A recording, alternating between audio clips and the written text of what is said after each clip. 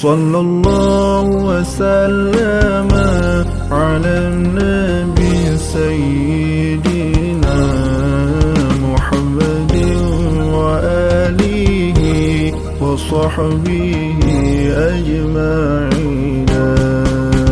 Sallallahu wasallam ala nabi sayyidina Muhammadin wa alihi wa sahbihi ajma'in.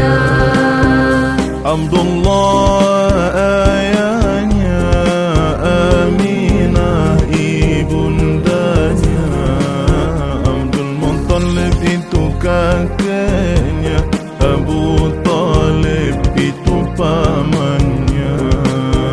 Sallallahu wasallam ala nabi sayyidina Muhammadin wa alihi wa sahbihi ajma'in.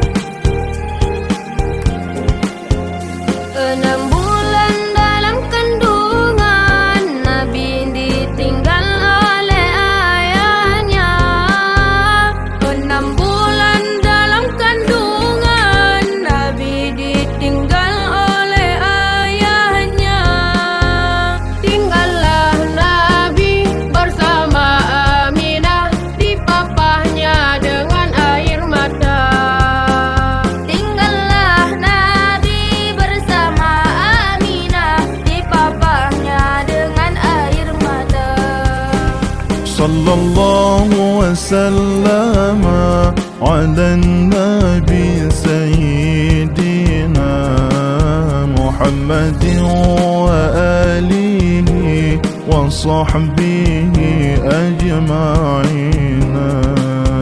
Sallallahu wasallam ala nabi sayyidina Muhammadin wa alihi wa sahbihi ajma'in. Saat Nabi dan bundanya berziarah ke makam ayah, Aminah sakit di Abuah, tinggal